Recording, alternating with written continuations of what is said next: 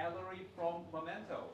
So Ellery is a founding engineer, and I actually heard this talk yesterday, and it's really kind of inspiring. It was inspiring for me. Because Ellery built basically like a real serverless service on AWS, and he kind of shows us the magic sauce. And now I want to build one myself. I'm like, wow. So yeah, please enjoy. I think this is a great talk. Awesome. Thank you. Oh yeah, thank you so much for that intro, and thank you for having me. Hey everyone, my name is Ellery.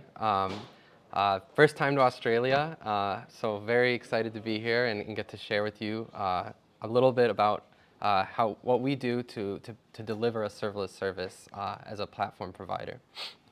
So this is Choose Your Own Serverless Adventure. What does it take to build a serverless service? Oh, okay, yeah. So I'm going to go over who am I, what is Momento, and what do we do, the primitive building blocks that we use to build Momento. I'm then going to go into a little bit of the high-level architecture components that make up our system. And then I'm going to click down on our AWS design and our data plane to kind of give you a little bit more of a tactical view of what we do.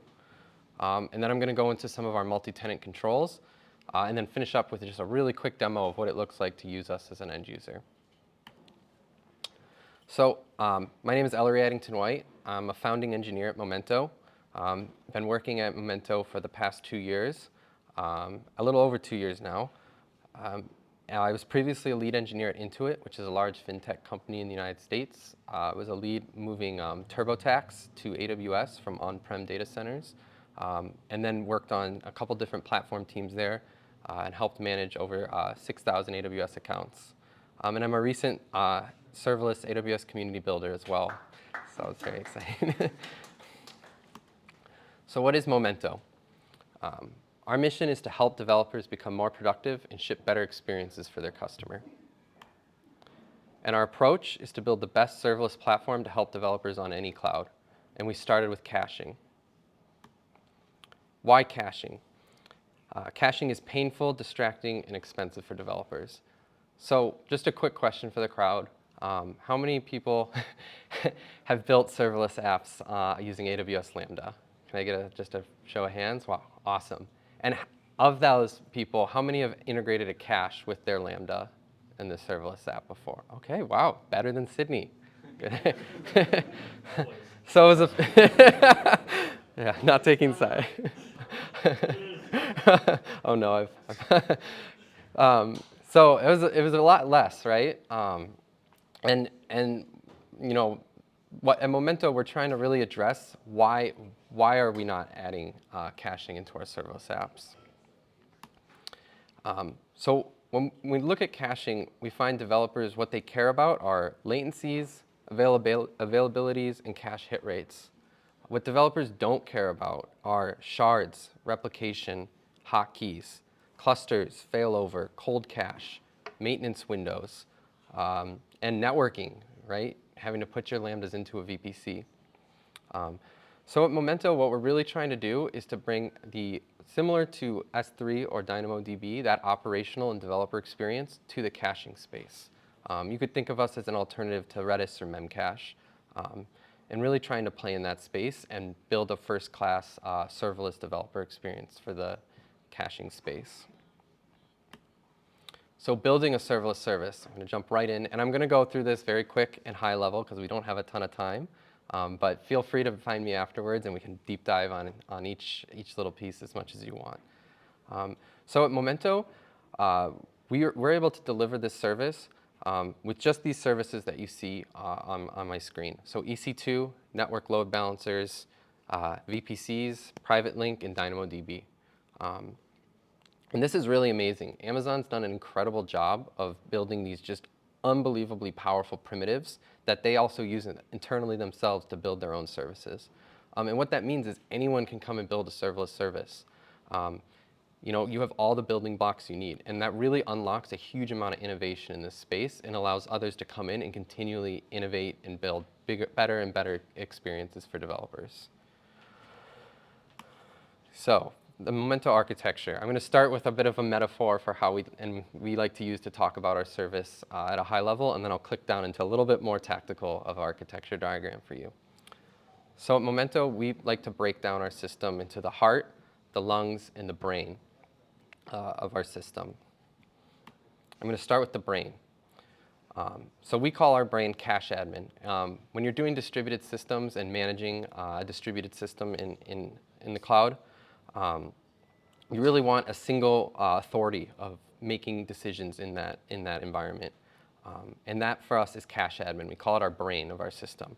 It's responsible for capacity management, handling control plane requests, ensuring the health of the system, coordinating deployments of our infrastructure, and being the source of truth for the latest state of the system.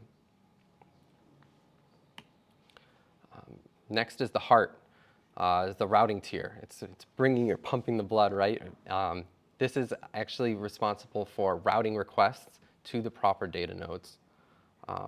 It's responsible for handling the frontline data plane requests, replication, metering, load shedding, per request authentication, and kind of all the front door actions that you would see when you're calling our service. Next are the lungs of the system, or the cache tier data nodes. These are where your actual data is stored, and it's responsible for storing the data, coalescing requests, which means grouping up like a large burst of requests coming in. For example, we have distributed counters. So if you're building like a rate limiting application or a game, we'll batch up some requests maybe before writing them to memory, as well as expanding and contracting storage capacity under the hood. So what does that actually look like in practice? This is it. This is the high-level Momento architecture. And it's pretty funny. A lot of times when we hire developers or just start talking about our architecture, people are very surprised that they're like, so you're building a serverless service and you're not using lambdas, or you're not using a serverless service. And we don't. We're building just on EC2 network load balancers and then DynamoDB for storing control plane metadata. And it's, a little bit strange at first for people, but and maybe disappointing to some. And I know this is probably now the second talk that's not strictly showing serverless functions, but this is what it looks like in practice. We separate our architecture into a control plane and a data plane. It's a pretty common technique when you're building a service like this. So the control plane is what handles create cache, listing cache, deleting your caches. So kind of just management of your caches. And then we have a data plane, which is responsible for handling like the get set items, or like actual operations operating on your data. So when you create a cache, it's going to come in through our network load balancer. It's going to hit our control plane proxy, which is sort of similar to our routing tier for our data plane. Does per request authentication, rate limiting, a few other observability operations. And it'll forward that to our cache admin, which is our source of truth. Our cache admin is the brain of our system. And so that it will, when you're provisioning a new cache, it will allocate a new cache into our system, and we use DynamoDB behind the scenes. So we do use a serverless service to power some of our serverless service as well. Our founders actually, Khwaja Shams and Daniela Miao, came from Dynamo before this, and so really just trying to bring that same developer experience to the caching space. And we'll allocate a cache, and we'll allocate some partitions to your cache on some amount of storage nodes here, and we'll replicate that data out to the various system components in our system. So this is the brain. It's also sitting here and constantly monitoring our storage nodes, looking at them for, are they over capacity? Are they starting to get close to being full or getting slammed with load? Do we need to move some workloads around and reallocate capacity in our system? We also have the routing tier here, which is the lungs of our system. The heart of our system. And so when you're making data plane requests coming in, they're going to hit this routing tier first, and we're going to do rate limiting, again, authentication, as well as handling replication and trying to decide what's the right node to go for your data that you're actually requesting. So clicking down just into our data plane a little bit more on what that looks like in practice with our default configuration.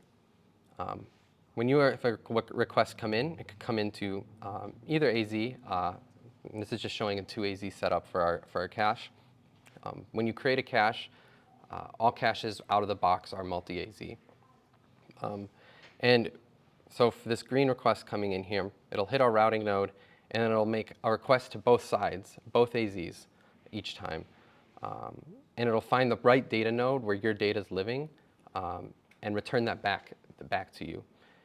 We prioritize latency as the #1 thing for our service, and so we'll always make requests to both AZs, and we'll do a best of 2 requests and then return back the fastest one, which allows us to actually use less consistent storage nodes behind the scenes, but even out some of the variability with the performance that we might see in some of those.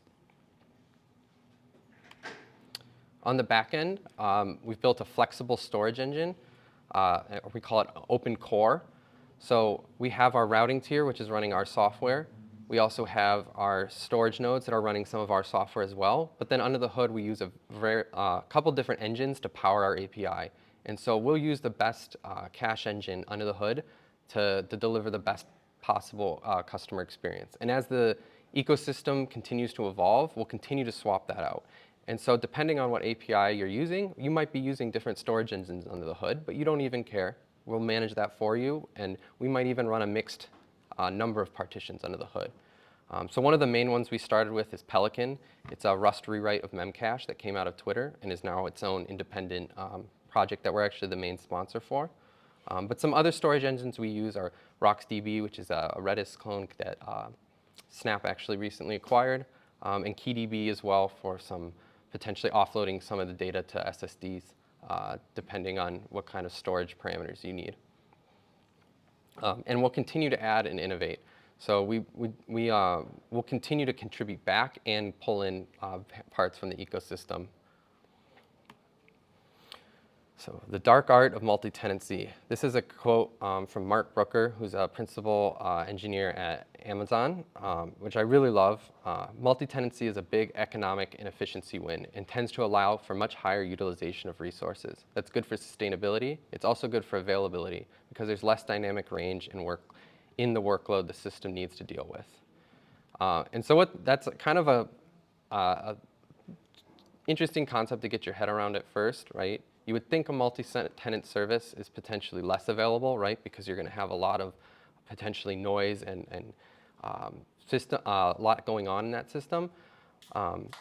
But by actually pooling our resources and operating as a group, you're able to deal with just the aggregate of the peaks of each individual cache and scale that as a group, and it actually can lead to much better cost, but also availability. So some multi-tenant controls that we built into our system. So when you're building a multi-tenant system, you really have to think about the controls from the beginning at every single layer. Every managed service has some multi-tenancy built in and some components that you might be sharing. But with Momento, we're building in, from the beginning, we've built in lots of different controls to help us manage this in a safe way. So the first one is throttles. One just really kind of different thing about our cache versus some other caches you might see is all our data requires a TTL. You can't just say, put this data in memory and store it forever as long as you want. You have to tag every object you're putting in us with a TTL. And by default, the max TTL is 24 hours. And what that does is it allows us to offer, to really reason with the total amount of data that we have in our system and how long it's going to be there. And really allows us to quantify our capacity behind the scenes. We offer, from our pricing model, we offer a really simple, we joke that your pricing model should fit into a single tweet. So our pricing model, you just get charged for bandwidth in and bandwidth out. If you're not sending us data and you're not reading data, you're not getting charged. So you can scale all the way down to 0. So if your lambdas are not hitting our service, you are not getting charged. We also have throttles for things like bandwidth, API rates, total number of caches you can have, as well as the total amount of client connections per node in our routing tier, and we can do some load shedding to deal with that as well. The other control that we have is the ability to quickly isolate workloads. So we can really quickly move workloads around behind the scenes to, if we start seeing some workload becoming very loud and very starting to maybe creep up on its neighbors, we can very quickly move that over and isolate that either to its own dedicated nodes behind the scenes or even to its own AWS account. We have a cellular architecture, so each of our regions is its own dedicated AWS account behind the scenes. And I think one thing that's a little different from us from other serverless providers is you see other serverless service providers generally starting kind of targeting startups, and they only offer that totally shared tenancy model. But we can actually, all our cellular and our accounts, we can actually spin up new accounts in about 20 minutes. And so we can actually provision dedicated cells for our customers, our bigger customers as well, that may want to share tenancy within their company, but not with others, and get those benefits as well. So it allows us to not only serve small startups and that really want that shared tenancy and that quick experience, but also scale up to large enterprises that need that guarantees of isolation as well. Warm partition pools. So having a warm pool of capacity that's instantly available. And at first that sounds sort of inefficient, but I'm going to go into this a little more in the next slide. But it allows us to really quickly have capacity available for workloads. So as we're seeing things come in, we can instantly provision more capacity for individual workloads. We don't have to spin up more EC2 instances. We don't have to provision even containers, right? We have a whole set of a warm pool of logical partitions ready to go to be added to grow a cache behind the scenes. Scaling as a group versus scaling individually. So it's easier to scale a pool of caches versus an individual cache. And so a metaphor that we use a lot is a bus versus cars.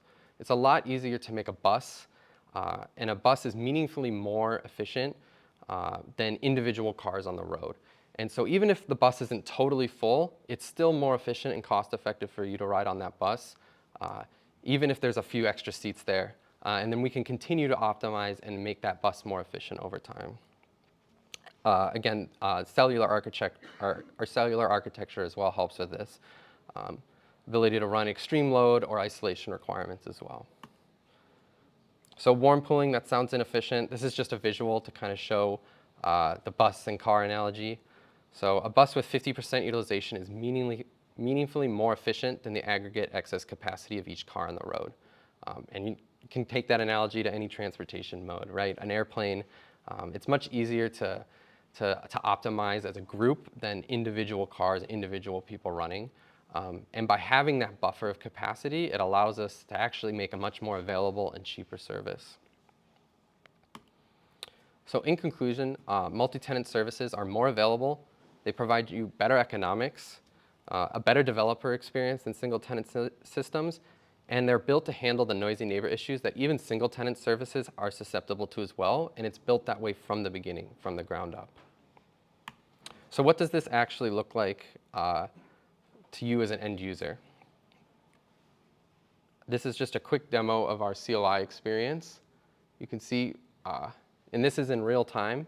This is not sped up. I did need to take a few takes of this because I kept spelling certain things wrong, but this is not sped up. And this is a synchronous API call behind the scenes. So as soon as that cache create finishes, your cache is ready to go. You can start hitting it with 1 TPS or 1,000,000 TPS. And yeah, so and it's a very lightweight call. You see, the only parameter that we tried to do no parameters at first, but we quickly realized that you do need a name for your cache. So it's just one parameter, but there's no TLS configuration, no auto-scaling configuration, no read replicas, no shards, no network config. So that means if you're deploying your Lambdas, not into a VPC or just into the shared kind of public VPC behind the scenes, you can just hit our endpoint. That also means if you're a developer working on your laptop, then you can also start just using our cache right from your laptop. You don't have to tunnel into a VPC and connect to a cache node behind the scenes.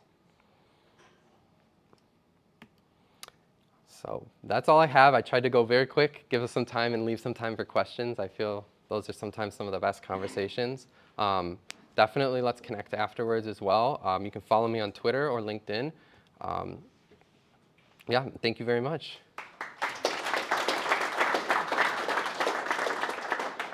Questions for Ellery? No questions. Got to beat Sydney. Thank you. You mentioned enterprises when you're talking about buses and optimization. Yeah. What are you finding is the uptake of enterprises of a SaaS platform like Momento? And what are the barriers for you as the company? Yeah, great question. Great question. Thank you. Someone's always got to ask the first one. Yeah. So I think one thing we did a little differently is we actually started with, I'd say, medium-sized enterprises. Generally when you see these kind of serverless offerings, they'll target very early startups or young, small companies. And we actually started with enterprises from the beginning. And I think depending on the customer, I think we're seeing more and more customers wanting to reduce that operational surface area. And actually it helps improve security, right? When the most secure thing is the easiest thing to do, it meaningfully can help your operational model. So we started with several design partners of various sizes. Companies like Paramount, it's a big stream broadcaster in the United States. Wise is a big IoT company, and really tried to battle test this at a pretty high enterprise scale from the beginning. I think one thing that's a little bit unique about our startup is pretty much all our engineers came from big companies. A lot of ex-AWS, ex-Google. I came from Intuit, a few others with me. And so we really get what it's like building at an enterprise, as well as the ability to then fork off into a private cell when needed for compliance or isolation requirements. When I used to work on TurboTax, we used to measure the downtime. If there was any downtime, it'd be in Teslas per second in terms of lost revenue. And so for some companies, being able to really restrict change management from a change management process as well. And so being able to give some of these controls and really kind of building it for enterprise first, I think it's really helped that story, and they're starting to see the benefit of a fully managed service. And now we're trying to expand out to more product-led growth and come do talks like this, as well as kind of start going after the really, really big banking and enterprises where really high compliance requirements or FedRAMP type workloads as well. So kind of start in the middle and now going out. Any other questions? Yes. What's the next big feature coming? Yeah, great question. So we started with get set, which is just key value pair. Tried to start really minimal. Since then, we've launched data structures. So now we have dictionaries, lists, sets, sorted sets, which are really good for a lot of gaming use cases or analytics or data science type use cases. And we have pub sub and private beta as well. So the customer that drove that was a chat use case. So if you had from lots of different Fargate containers, being able to publish messages and get lots of subscribers at any scale, and keeping that low latency and the simple bandwidth pricing model is kind of the next big ones. And some of those aren't quite on our docs yet, so if any of that interests you, just hit me up afterwards and we can get you into some private betas. We also have a very generous free tier. We have a 50 gigabyte per month free tier, so definitely sign up for that before our investors change their mind and we have to get grandfathered in. Any? Yeah. I mean, we've had some customers who are running about a $10,000 a year cash cluster, and they're fitting in our free tier. And so we've thought maybe we're leaving a little bit of money on the table at moments. So, but definitely try us out. We really are just looking for feedback, and we love the simple use cases coming in from smaller use cases. Sometimes give us actually the best kind of user feedback. Any other questions? You still have time? Yeah. Sorry. So I think I get the why not serverless, but I'm curious why EC2 versus an ECS or a EKS Yeah. infrastructure. Cost. Yeah, cost and latency requirements, right? So we're running on pretty large instances behind the scenes, as well as to get we target about a 2 to 5 millisecond P39 client latency. We have SDKs in pretty much every major language: Go, Python, Node.js. We even have a Ruby and a PHP SDK, .NET. Rust SDK.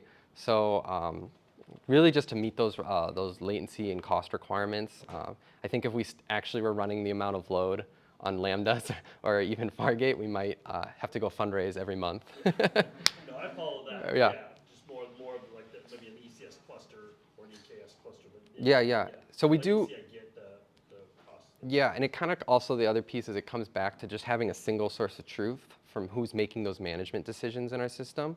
So that cache admin is kind of doing a lot of that traditional capacity management that you might have a Kubernetes cluster doing. We do actually use Nomad under the hood to do Nomad local to do a little bit of help with container management on nodes. But yeah, we don't have any clustering enabled. So that's really that cache admin is the one source of truth. We really don't want multiple systems making different decisions in our system. Maybe one more question? Okay, I have a question. Can I ask? Yeah. I don't know if it's allowed, but I'll ask anyway. Yeah. So I loved looking at the architecture that you have built. Very interesting. Was there like one complex, challenging AWS problem that you had to solve as you were putting it together? I think for me personally, like just operating at the scale we're operating at now, cost just and the margins, right? I think that's probably been one of the most interesting things for me coming in, as well as just being this latency sensitive. Like for example, like trying to offload TLS on the NLBs, we just could not get our latency requirements at scale, and so we actually offload all the TLS ourselves on the routing tier. So things like that. There's nothing like crazy complicated, but it overall and holistically is it's a bit of an execution play, and trying to do that while making money and pricing that for enterprise customers. We can do like per month. We have our default like on-demand pricing, but we can also do private like fixed rate or monthly costs. And so just trying the economics of it, I think just for me, I thought was pretty interesting, and it's still evolving, right? And as we grow, right, we can also get better deals from AWS as well, and it helps with our margin. So it's a very low margin business, which coming from fintech, it's like a very high margin business, right? You're making a ton of money for the amount of compute you're spending, whereas with this, you're really close to the wire there. So it's a bit of an interesting business problem, I thought, as well as technical at times. Yeah. Oh, interesting. Thank you so much. Yeah, thank you.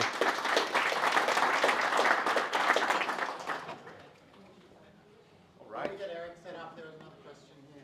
Yeah. Oh, there was another, sorry. Oh, yeah, sorry. Go ahead. Yeah, Steve, sorry. sorry about that. How do you manage the scalability for cache admin? Is there like any limitations or complexity there? Or? Yeah, so cache admins actually, it's a single instance behind the scenes, right? At any time, we have about a pool for like backups, but it's actually we use DynamoDB transactions to acquire locks, and it's not doing a lot of high load type operations. So there's not a ton of scaling that actually has to be done with that component. The main pieces are those routing tiers and those data nodes that are taking like, the 2 million TPS type transactions. So, yeah, and we might have to scale parts of that as we grow, right? But it's pretty simple right now for where we're at.